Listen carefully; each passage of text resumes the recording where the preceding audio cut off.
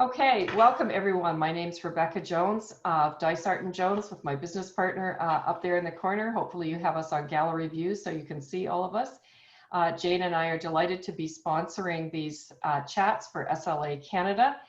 And especially today, this is one of our regular chats with Gary Price, but I'm going to let Juanita Richardson, who very graciously and in her usual, look at that smile, in her usual joyful, let's get this underway style, took on the presidency of the new SLA Canada. And so welcome, Juanita. Pleased you are here. Thank you, Rebecca. And of course, thanks to you and Jane that I'm president of SLA Canada, but thrilled to be so. So there we are. SLA Canada, of course, was just formed this past January as a result of the merger of the 3 Canadian chapters of SLA. And we're off to a roaring start, especially with our engagement with Gary Price. He's been doing a lot of work for us in the background, doing not only these chat hours, but attacking other issues for us as well. So we are so pleased to have Gary working with us. Gary, of course, not only does info docket, he's on Library Journal. He does do customized consulting work for associations and organizations, including most recently ARL, where he's doing some work on value of creations, or I'm sorry, value in curation. It's been a long day already, and it's only 4 o'clock. So SLA Canada, of course, we're very open, very transparent. Any board meeting can be attended by any SLA member, and of course, these chat hours are open to anyone, either members or any interested parties. So welcome to all of you. And with that, I guess I will turn it over to Gary. Okay, great. Actually, so I just want to say, hold on just a second. I know you're here to speak, but hold on just No, you're here to ask me questions. I know, I'm going to ask you questions.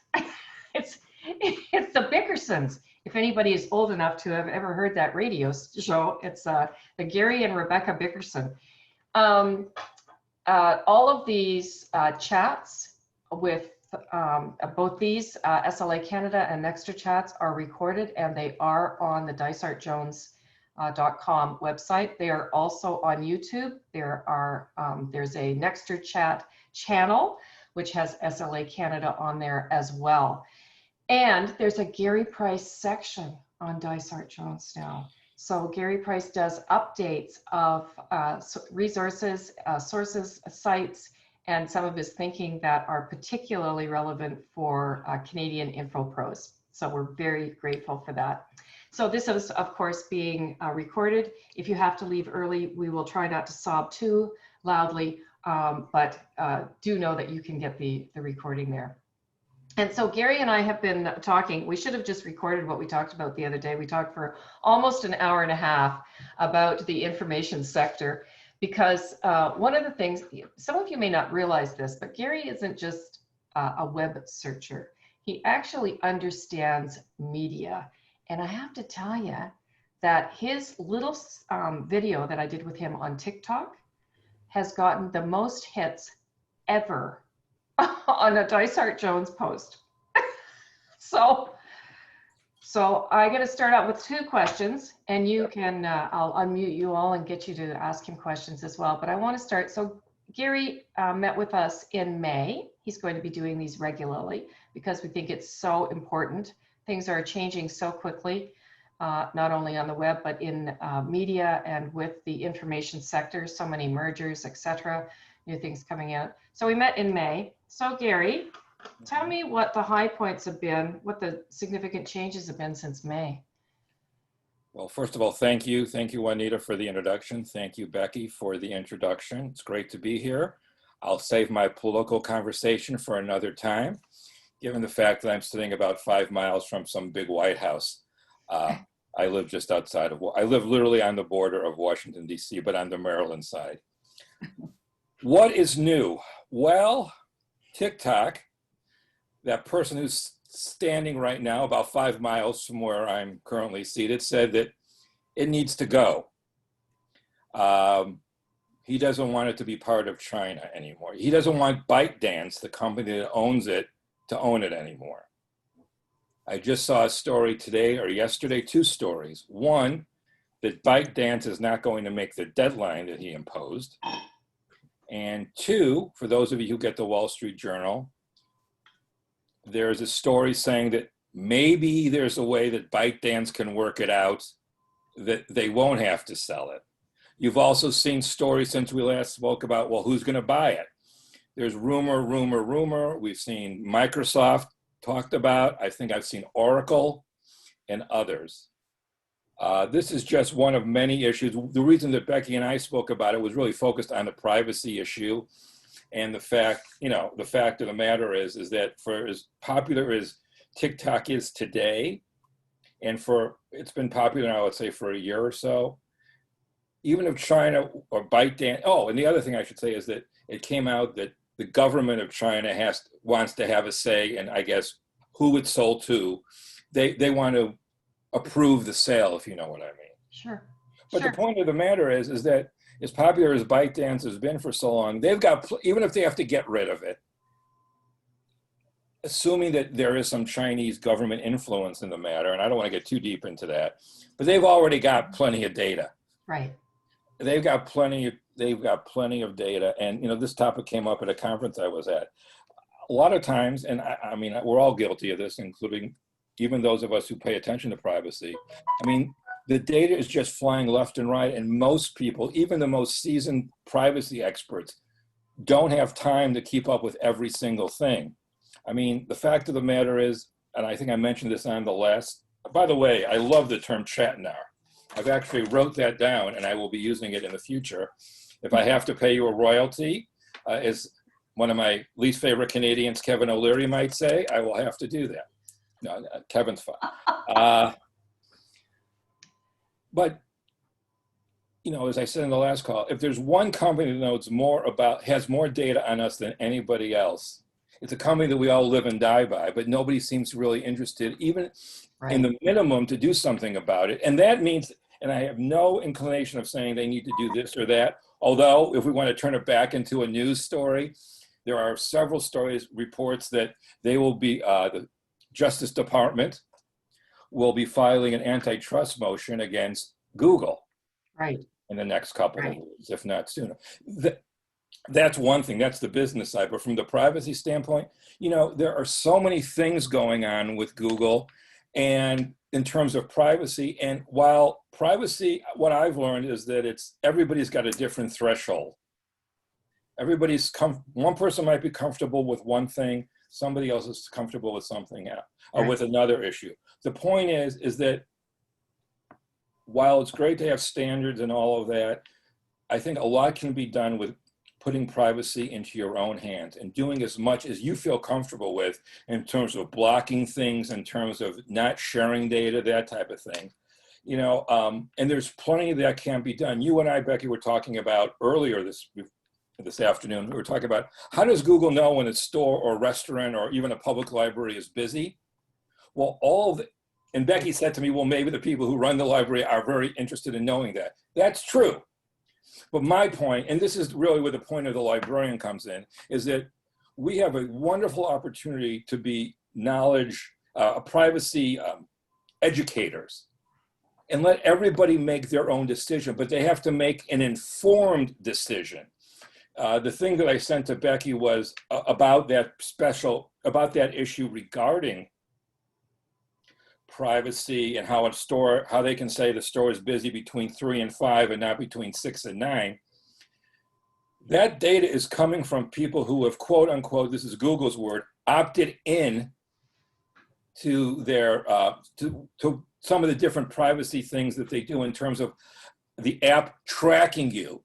So they know when people are actually walking into the store. Right, and how long they're there. And again, that's fine for some people. It's not fine for others. My point is that there are things that you can do to limit Google on that data. And one of the things, let me do a quick search and I will fire this up in a second here. But there is something called the Google Privacy Dashboard. And here we go, Privacy Dashboard. And I will start sharing my screen here in a second. But I encourage all of you to take a look at this. Now let me start sharing my screen. And not only should you be doing it online with Google and Apple and everybody else, but you should also be doing this, perhaps even more importantly, on your mobile devices. Right.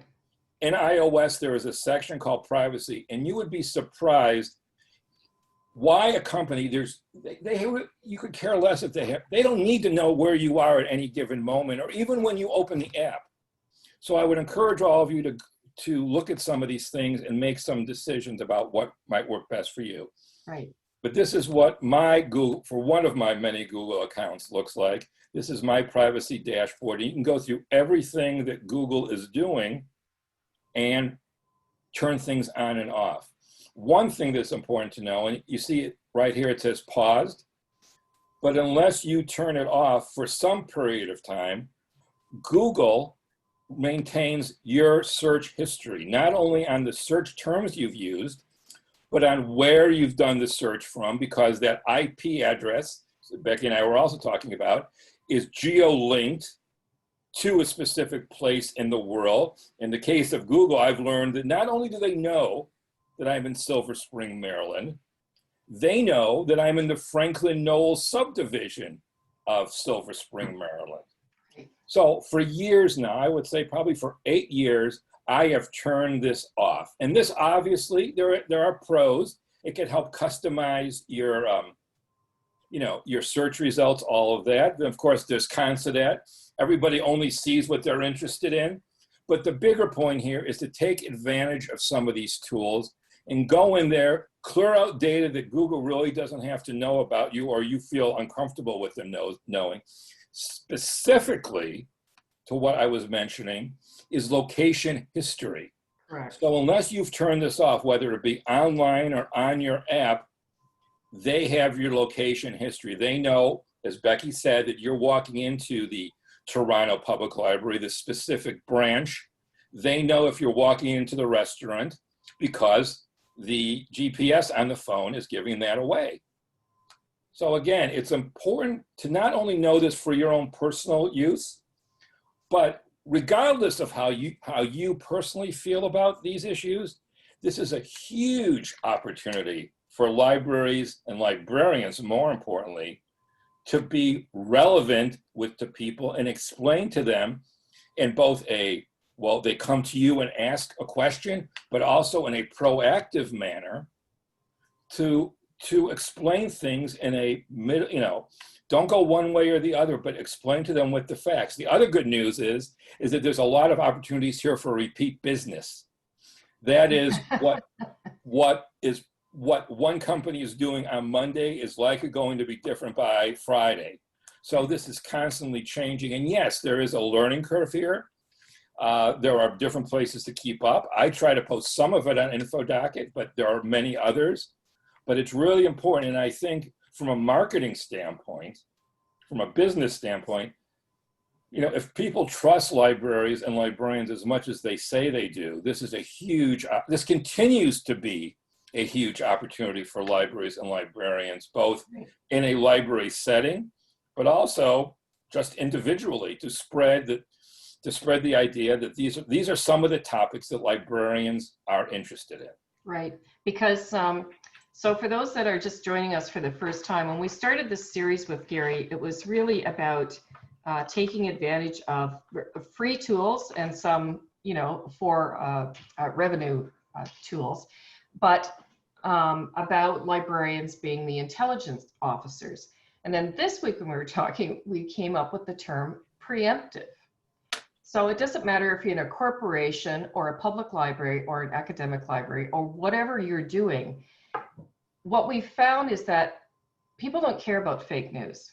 Okay, libraries have been trying to help people understand what is fake and what is quality. It's not going well. What people do care about is their own privacy. And so these are tools that we can use in any setting to make people aware so that they're making informed decisions. And one of the reasons that I asked Gary about TikTok is, I don't know if anybody saw it or not, but McKinsey just released a report on why all organizations should be concerned about the government shutting down a media source, regardless of what we think about what this media source is doing, because Gary's absolutely right. There are companies out there that have a lot more data on us than TikTok. So have a look at that. It's pretty interesting. I would say that we could also take, we can also take the idea of preemptive librarianship away from privacy and really rethink something that, you know, I know, Becky, you've been doing or early in your career, you know, in the 80s, and that is selective dissemination of information. Yes. That is giving people what you think they might be interested in, you know, obviously, or to use another analogy for those of you who are old enough, the banking model, the banker banking model. And that is something that I was born at the very tail end of, that, you know, even a non-wealthy person might have a banker in their community who would be on the lookout for them, saying, you know, this is something you might want to think about. We're offering this, we're doing that. Who's your personal banker? Right. And now the ultra wealthy. People, there's a personal shopper. Right. Well, this is your personal information navigator, curator, librarian. Yeah. You pick the term. And I think one thing that even those of us, and maybe who spend a lot of time online doing what I do, you know, one of the hardest things that I've learned in my career, well, there's a lot, but one in terms of this niche work, in terms of creating my own little niche inside of a bigger industry, is that I've had to come to realize, with all the tools I have and the experience I have, blah, blah, blah, I'm going to miss a lot. Right. But in a collective manner, I'm just one guy, but in a collective manner, AKA a library setting or an information center setting, you can be putting eyes on a lot more. So whether it was called selective dissemination of information, or now we're calling it curation, there's too much out there.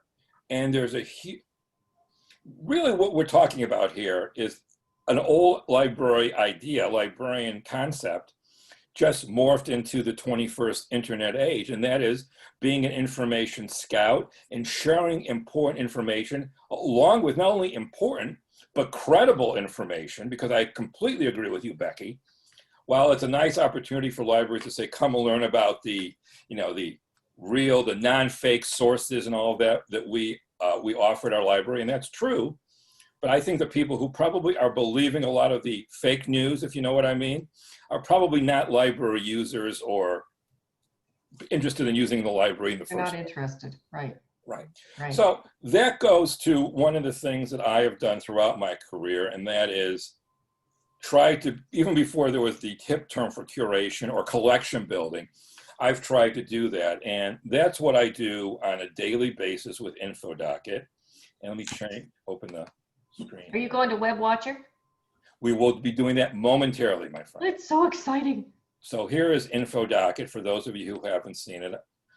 This is something that I started, it's a long story, but something that I started as a way to share.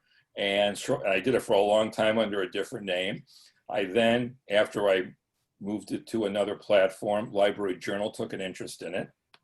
So now that's a revenue stream for me. And by the way, you can go onto Google or whatever search tool you like, or even into a traditional database, and you can find a lot of articles. I just saw a couple more this week about how important curation is and how this is going to become a booming industry.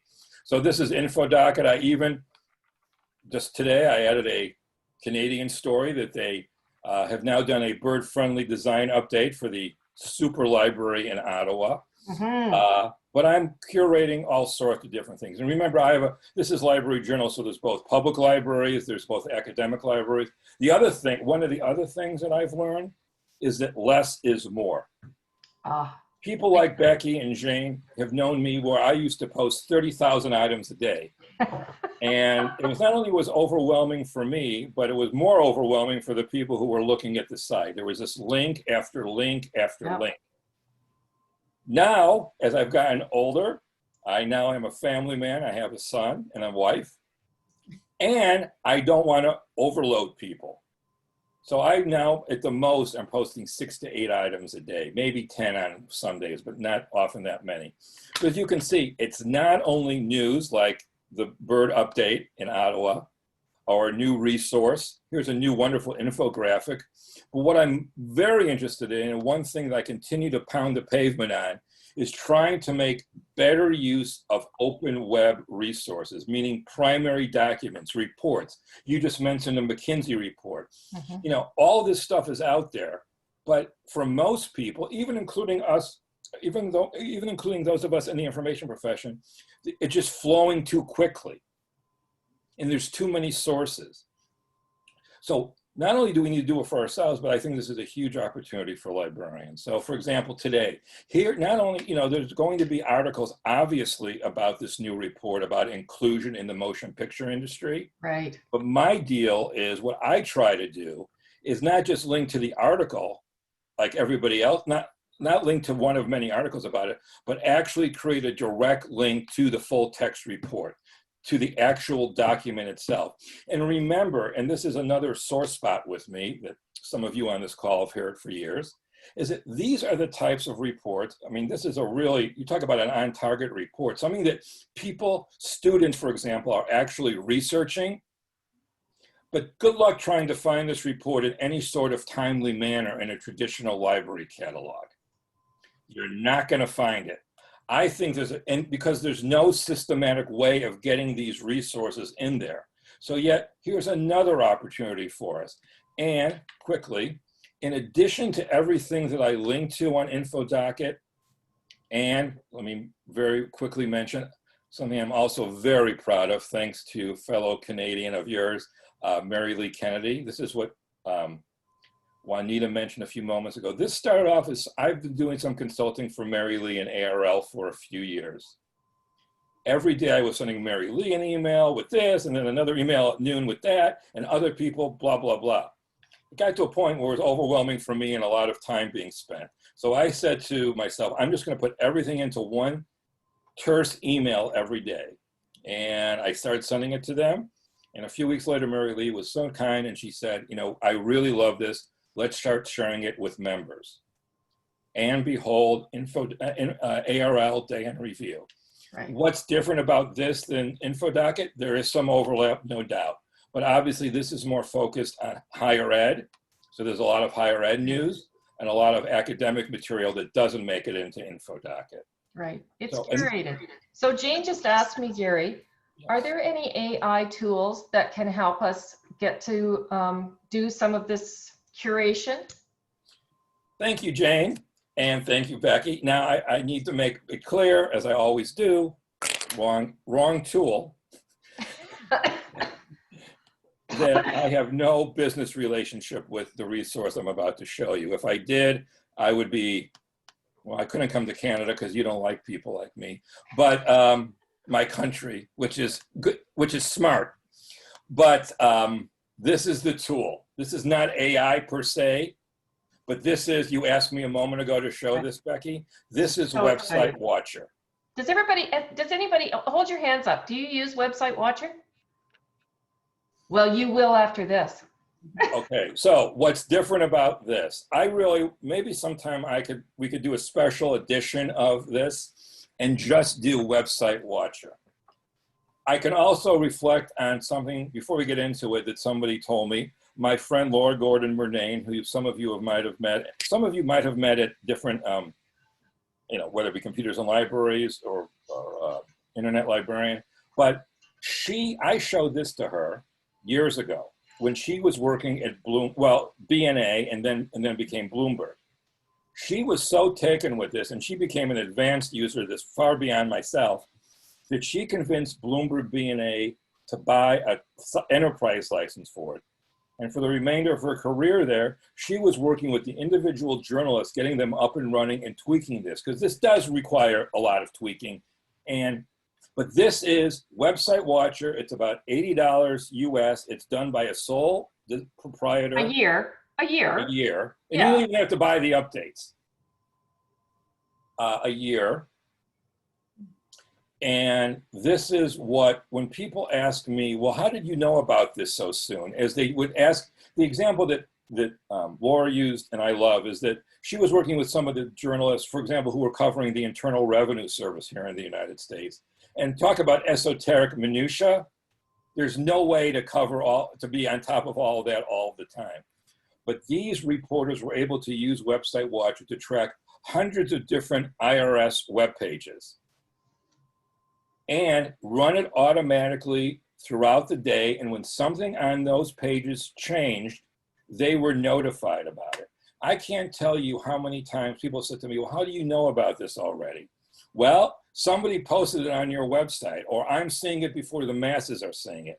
Right. Website Watcher acts as your own personal crawler to any website that you like. It will even log you into paywalls and then notify you if something on the page has changed since the last time you looked at it. So here is a list of URLs, 156. And by the way, you can also set this on a timer to say, run through all 156 URLs in this folder once an hour, once every day, once a week.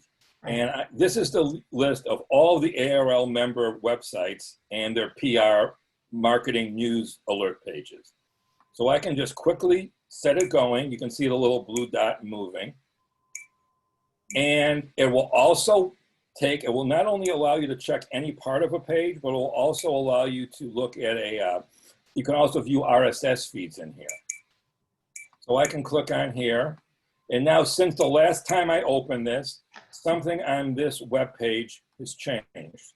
And it should, there you go. So I opened this about 2 hours ago to get ready for my deadline at ARL, which is right now. So since I opened this at about 2 o'clock Eastern, 3 o'clock Eastern, it's this actual addition to this web page came about, and now I see it. I don't have to go through all 156, one URL at a time, and using my non-photographic memory, because there's no way you could see all this. And remember also that it just doesn't have to be a large set of text here.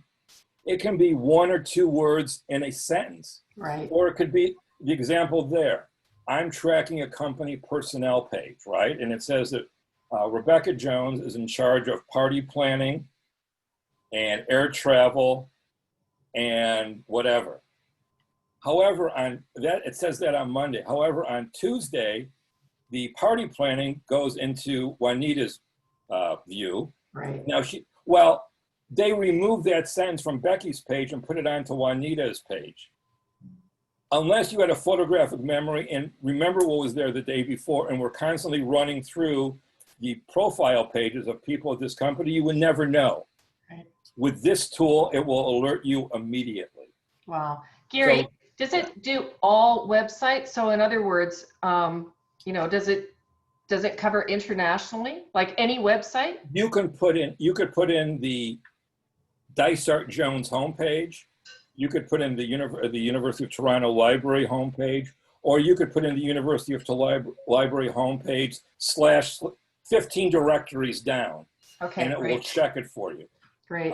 If it's a paywall site, it will log you in. Right. I've now started looking at the changes. Start over again. You can look at changes not only here. For example, there's something new on the McMaster Library website. And yes, there are false drops here, but here. Sure. Since the last time I opened this particular link, this was there. But not only can you look at page changes this way, you can actually say, I don't have time to keep opening this up. Send me the page changes as an email attachment, and it will do that for you. You can also say, well, it constantly says on this page the time and the date. You can say you can not that out, to use Boolean terminology, and say, even if the time changes, don't show it. You could even set it up to say the page has to change and these terms have to be on the page. So you can go on and on and on and on. But this is one of the key tools. So if you, for example, were thinking, I think Becky and I were talking about this. I think libraries also have huge opportunities, especially in the public world, to be curating local news and local events. That's exactly what I was thinking about. So if you linked to, all the regional government sites and, like every small business site or whatever, you could do a curated newsletter for your for your community, for your neighborhood even. Right. You could do that. You know, there is a time element. I can't say that this is as easy as it looks, but there is a time element here. However, it really, to do what you were talking about, Becky, the amount of time it would take you to go URL to URL to URL and then have the memory of what was there and what wasn't there the last time you looked, it would really become impossible to do. Right. However, So the time is in the setup, right? the time is in the setup, but no, it does take time to look. And then I have to say too that, you know, I said a few moments ago that less is more. And this is where the journalism world and the library world kind of, one of the many places where they merge together. And that is, I have to make a decision about, is this worth sharing today? Is this worth sharing at another time? Or should I just forget all about this? So I not only have to find the new things, but I have to make editorial judgments about what I want to include. In the case of the ARL Roundup every day, it's limited to 15 items. Sure. So I have to say, well, for example, today I had 25. I have to say, I have to decide which 10 I'm not going to use, and then tomorrow look at them and say, well, it's just too old by now, that type of thing. Right. But without a tool like this, to do this for a local community type of thing, Right. you know, they have the different churches and synagogues, they have the sports teams, all that type of thing. It would take you forever, and because you would have to look at each page and not know if anything new was on the page. Right. So you This actually takes just it right put the URL in, right? You find That's the URL right. that you want. Yeah. So for Right. somebody like Cindy, who's, you know, she's watching a particular topic for somebody at the Fed, like that's amazing. Absolutely. And, you know, as I said a moment ago, so here's just another folder. I mean, I'm constantly tweaking these folders. I've got different sets of them, but this is how often I can learn that the primary document was posted in the first place. Right. And I won't speak for Cindy, but I would guess, you know, with federal government documents, often knowing early adds a lot of value to the work that you're doing. You can never be the first one to know unless somebody said, I'm telling you this and I promise forever that I'm never going to tell anybody else. But knowing early can add a lot of value to your reputation and so forth. And I will also say, yeah, it would be great always to have a nice newsletter template for this or something like InfoDocket. But, you know, a simple, quick email to somebody saying, you know, here's a new report. Here's a new article that might be of interest to you. Once you do that for a few times, and you're not going to get 100% hits, but if over the course of a week or a month, you share 2 or 3 things that they haven't seen before that's of value to them, Yep. you are going to be doing a lot of good work. And you're going to gain a huge reputation, both personally and for your organization. There's another benefit, both individually and for the good of the entire world or in our community, that you also get by doing things early, or knowing about these things early. And that is another topic we can do an entire session on. And I will be talking about this next 2 weeks. Nice promo at CILIL, but it's web archiving. Right. We live in a world, I'm not going to get political again, remember, but things can disappear very quickly. The quicker it gets into a web archive like the Wayback Machine, the better it is for all of us. Does the Wayback Machine pick up everything, Gary? No. Okay, thank you. No. And while it picks up massive amounts of stuff, it also doesn't pick it up in a timely manner in some cases. It all depends, obviously, on the popularity of the sites and how deep they're crawling. So one of the things I do is everything that I link to on InfoDocket and so many other places, I'm archiving myself, for not only myself, but for the entire good of everybody in the Wayback Machine as I do it, as I discover it. And it's so easy. So it's it's not only good for the entire world because there's more of a permanent record. And again, that's traditional part of librarianship as well. But it's also a cover your butt situation. Material on the internet disappears incredibly quickly. URLs change quickly. So how do you web archive it? Thank you. Let me show you. Because we only have 20 minutes and I want to give them 10 minutes to ask questions because there's people putting stuff in the chat. There are many different ways of getting to the same place. The easiest way Well, the quickest way, the way that I'm going to show you now is by simply going to this URL. It's linked on the handout for you. And I'm going to show it to you in a different browser because I'm having trouble with this one. So here you go. And I can actually show you. So this is what it looks like, by the way, when I'm going to do what happens at the end, and then I'm going to go back to where I did it. This actually, I put in an article that was published today in CRL. I placed the URL into the box, and then it went through the URL and archived not only, and this is new, not only the link that I put in the box, Yeah. but all the outlinks from that page Oh my at the God. same time. And it even tells you if you're the first one to archive it. Wow. So the way you do this is by going, there's two ways. One is this way, by simply pasting in a URL, you know, www. I'll just do Yahoo right now. Click Save Outlinks. You can also take a screenshot of every page you're saving in case, for whatever reason, you can save it in your own personal web archive if you have an Internet Archive account. And you click Save Page, and now we'll start running through those URLs. In a matter of seconds, it's done, and you've got a direct link to the copies that you've made. The other way to do this, which probably is the easiest way, is shown on the handout, or the web page, I should say. And where did I put that? But you will see it, here it is. What you will see on the handout, how is this for easy? You gather up all of the URLs you want to save. Where did I put it here? Here you go. You gather up all the URLs you want to save, and you send an email to this address. In the subject line, in quotation marks, you put capture outlinks. You send it to the address, and in a matter of minutes, you will get an email back with all that information about what was crawl, what wasn't crawl, was it the first time it was archived. How's that for easy? Just send an email with the URL, or I think you can send up to 50,000 URLs in an email. Fantastic. There is another way for those who might want to go even further, and you can do this via a Google spreadsheet as well, which is a little bit more involved, but if anybody's interested, I'd be happy to talk to you offline about how to do that. Okay. While you're here, I know you wanted to talk just a bit about Semantic Scholar, because there's been some changes there. Yeah, and I actually, one of the changes is only good because I actually used it today. I bet everybody knows Google Scholar. Semantic Scholar has been around now for a while. There's over 189 articles and 189 million articles. If there are open access versions, they're in here. This is funded by the Paul Allen Artificial Intelligence Institute. Mm-hmm.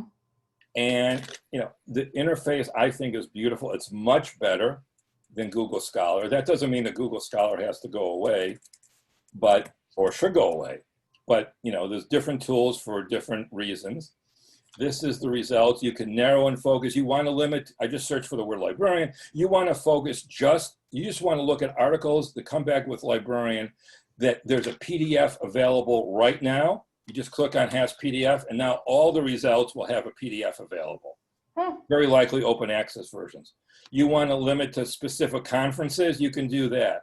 So it's a wonderfully easy to use interface. But what I wanted to mention to you today is that if you sign up for an account and it's free, they now have a recommendation service. And I'm not going to go into what it looks like. You've all seen recommendation services. Yeah. Based on what you've already looked at, or you start to, you tweak your profile. This one, I am finding articles that work for me on InfoDocket or on the ARL thing. Today, I found an article in an open access journal that it was published yesterday in an Elsevier open access journal. That doesn't usually don't say Elsevier open access journal, but in an Elsevier open access journal, it was right on topic. The only way I would have discovered it was by using this recommendation service. So you can set that up with an account in Semantic Scholar. It's one of many, what I would call open web academic search tools.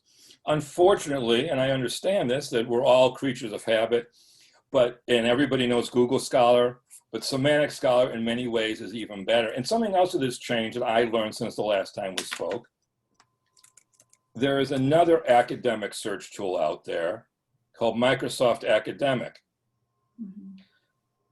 They like to call themselves a semantic search tool, but again, it's lots of features that are useful that you don't find in Google Scholar. But over the course of the last few weeks, I read an article by people who do citation analysis and people in Leiden University in the Netherlands are some of the go-to people for this. In a paper they wrote, they said the largest individual database of academic research material is this. Really? It's Oh, bigger. Now, obviously, that's one study, and okay. these databases are constantly in change, are constantly growing. But in terms of size, this one, let's put it this way, this one is to be reckoned with. Okay. So there's Great. a lot of stuff here that you might not find elsewhere. You know, I forgot about this one because this one's been around for a while, right? It's been around, it started off terrible. Yes. Then it got better. Then, unfortunately, the person who was running it, a friend of mine, was killed. Oh. But then, and since I think March of 2018, it has been on a tear. And I encourage all of you to take a look at Microsoft Academic and at Semantic Scholar. I think you will be very surprised at what's available out there. Okay. You've got 3 minutes to show us Wolfram Alpha, and then I want to open it up for questions. Oh, let me just go through the list and we'll end there. Open Knowledge Maps. I like the Wolfram. Okay, we'll go to that. Well, Open Knowledge Maps is just a visualization tool for yet for two different individual databases. One that you know called PubMed, and one called BASE, B-A-S-E, which is another academic-only search tool. This one comes from Germany. And Open Knowledge Maps is a project that's out there to help people visualize the results. Something that's been talked about, visualization of search results has been something that's been part of my entire career. Yeah. It never seems to catch on totally, but I think it's important for you to be aware of this project that's based in the EU. Parks Libro is something that we're often talking about, and that is voice command search. Yes. Where this is coming. I was reminded about this today. I wanted to mention this last time. Today, I believe Iowa State announced version 2.0 of Parks Libro. Oh, wow. So you can actually go into your Echo and ask a basic question. Unfortunately, you can only read about it. You have to be a member of the Iowa State community to actually use it. But I wanted to give you just an example of that. We've talked about that. I just want to make, for any of you who are baseball fans, even though we won't call them the Buffalo Blue Jays for long, I hope. The reason I'm showing you this is not only is for one reason. Well, there might be some baseball fans, but I wanted to show you this because there's over 3 billion film clips in here. Every play since 2017. If you ever need an example of what quality metadata can provide you, this is a great example that people will understand. You can not only search on all these different things, but you can narrow and focus using 30 different criteria. So that's only possible because somebody has gone in there and created the metadata for every single thing that you might want to search on. So this is something that just launched yesterday, but it's a great illustration of what great metadata can do.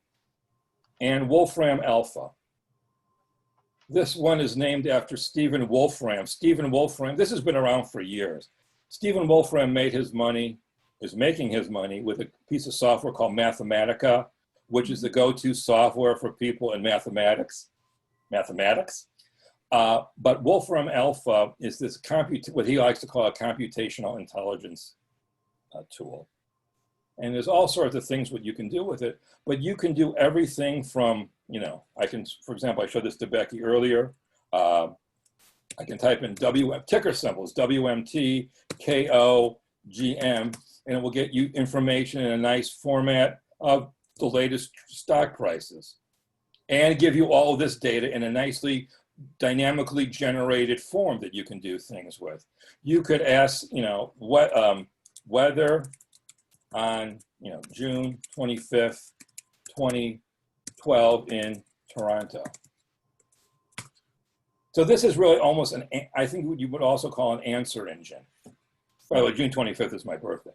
But you can see that you can just you can type in all sorts of different questions. And, whether it be, who started a movie, these things give you an idea of what of some of the things you can do. Compare the Flintstones versus the Simpsons.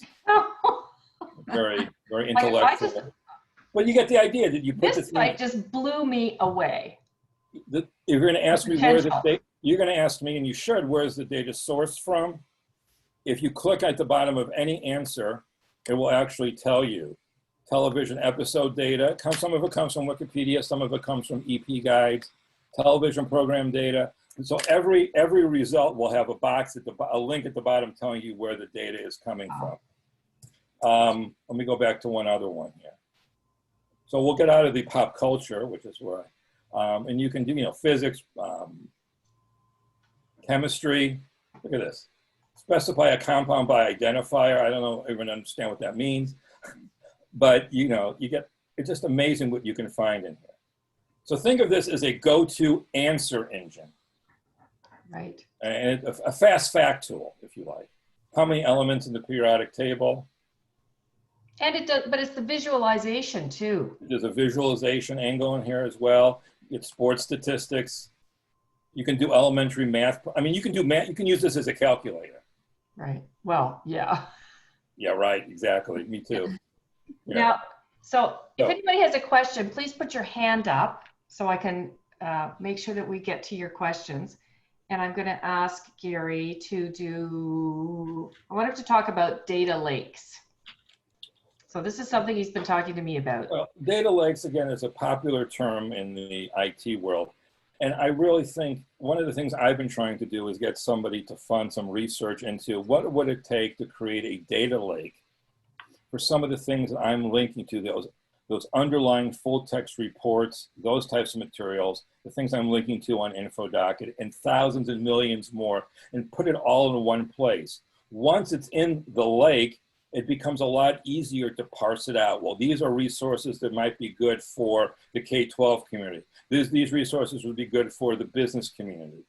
I think once it's also in one place, it becomes easy to start doing AI, using AI and machine learning with it. So for example, to say, well, here's a report from Statistics Canada. Not only do they have the text part of the report, but what about going into each one of these reports and parsing out the graphics, right, the visuals, and then creating individual metadata for that? That's incredibly powerful because simple, whether you're a student or a business executive and you're putting together some PowerPoint slides, trying to track some of these things down can often be difficult. There's also currency issues in terms of, if you're going to be doing a chart, you want to be showing, you likely, but not always, you might want to make sure that you're showing the most current data. So perhaps there's a way to automate that process, that when the new version of the report comes out and the new chart comes out, automate that. But the first step in the process is putting it all into a data lake, if you like. And I've worked with a couple of other people. We're continuing to send out funding, answering funding requests to see if we can get some funding to start exploring that. Because in my view, one of the reasons things like reports that I've mentioned aren't in traditional library databases or even library catalogs, and the value of library catalogs it's a discussion we could have for another time. But I think one of the things that brings down the value of those resources is the fact that there's a lot of things in there that people might want that are not in the catalog in the first place. Okay. So that I have to ask you. So Karen's just asked here, Gary, the types of materials that you find, are there copyright issues in sharing or saving and storing the original full text of these reports? Well, we should get Brewster on the call for this in terms of the Wayback Machine. Right. Again, this is, I was talking earlier about privacy. I think there's often a comfort level here. My view is that if I can link to it, it's fine with me. And this also I've run into some problems with some people in the OER world saying, no, a lot of this stuff is not true OER. However, in my view, and again, this is from where I'm speaking from, I think that the person who's doing the research, if they can get to it, that's fine. And if you're going to start putting titles on things, I want to get the best data, the best information to the person that's asking for it. And so if it's a public URL, Yep. I'm not hacking into something, which I can't do in the first place. I'm not hacking into something, and the Wayback Machine will take it. Because remember, there are things that a webmaster can put on his or her server to say, Wayback Machine, don't crawl this. Right. So that's something I spend very little time worrying about in terms of if it's publicly accessible. If it's accessible through Google, then I'm not going to really worry I'm not worried about it. No. And I think if we get so bogged down in worrying about it, we're going to miss out on providing the best information to people. Because if we don't provide it to them, it's likely they're going to use bad information, or they're going to go somewhere else. Exactly. Okay, last question. Jane just asked, have you looked at Meta lately, an open science access company purchased in 2017 by Zuckerberg? Yeah. Based in your fair city, the one that you're in, Becky, in Toronto. But Meta is based in Toronto. They were purchased by some guy named Mark Zuckerberg and his wife. Yep. And this is, if you can get the feed, I think this is a wonderful AI-powered search tool focusing on the biosciences, medicine, and the like. But yes, and they have alerts. They have all sorts of other things. I don't know if I have time to log in. But yes, I would absolutely recommend it. This is Semantic Scholar. Obviously, everybody's got their own secret sauce, that's for sure. But this one, while Semantic Scholar takes the entire, all disciplines, this one really focuses on the biomedical science. Wow. Okay. Great. So don't be bogged down in one particular search tool. There's a lot of other great ones out there. I like to thank Becky and Juanita and SLACanada for allowing me to do this again. I look forward to our next meetup. If anybody has any questions, you know where to find me. I will be in my home. And probably not going to, it's really sad, Becky. You know, even though our Thanksgiving here in the US is later than yours, my sister, who unfortunately tested positive, and I have another sister, I have a niece who just is in her first month of medical, all online medical school. Oh. But we're thinking right now, even in November, and I have an 81-year-old mother, and I will just be coming off of an airplane. I don't know if I really feel safe to be doing that. And that really, especially with an 81-year-old mother, that really is difficult to not be able to see your family for the entire year. I know, I know. So Helen says, I'm really liking this plugin for bypassing paywalls, particularly useful for folks who don't what, Helen? Unmute yourself. You don't want to pay. Hey, yeah. Hey. Oh, hey, I was just saying, it's just something that, so I when I send off my graduates who, of course, as soon as they leave my university, I work at the Mississauga campus of the University of Toronto. They lose access to this, incredible collection of resources. And so it's just something that I often plug because it's just a nice option, and it's just, you embed it in your browser, and it's fantastic. Yeah, I don't usually talk about that. Whether I do it, I don't use it in my personal world, but because you also have to remember now, again, they're not going to have every academic article out there. But I think, again, I always use my mom, and I'm sorry for using my mom all the time. But does my mom, if my mom, let's use my sister in Illinois. Does my sister know all the resources, including full text articles that she can get to from her public library? No. So again, libraries offer so much more. And while we've seen a lot of interest online and in the mass media about books, ebooks, and audiobooks, I still see very few people talking about all the other tools that libraries offer. And by the way, not that University of Toronto, Mississauga offers this, but also I'm finding that more and more academic libraries are offering limited access to some databases by creating a special contract with the vendor for alumni. Right. And just to be clear, so I just wanted to make sure this is completely legit. So this is not, a pirate site, or this is completely above board, like, Can I ask what it's called? It's the link is there. It's called openaccess.org, and it's like it's being created. Well, okay. Yes, open access. Sorry, this is not. Oh yeah, no. I would never advocate. As I was saying, I'm like, University of Toronto isn't doing this. Open access button is a great example of using. There's another tool that does the exact same thing, called Unpaywall. Yep. I believe that the open access button might be even powered by Unpaywall. But this will, as you just heard, if you download the little browser integration, it will look at the DOI of the article. If they can find an a free, of course, open access version of the article, it will actually light up and you click on it and that open access, often a preprint version, will come right on your screen. So highly recommended, highly recommended. Here are the different open access browser extensions Unpaywall powers, and one of them is the open access button. I apologize for going off on a tangent about using tools that are not legit. So yes, if you're looking for academic material and there is an open access version of the article available, this makes it so easy that my mother, I think, could use it. I think so. Gary Price, you are just priceless. This was so rich, and I can't thank you enough. And when can I start talking about Degrassi? And Gary will be with us again in the winter. Yes, indeed. He comes once a quarter.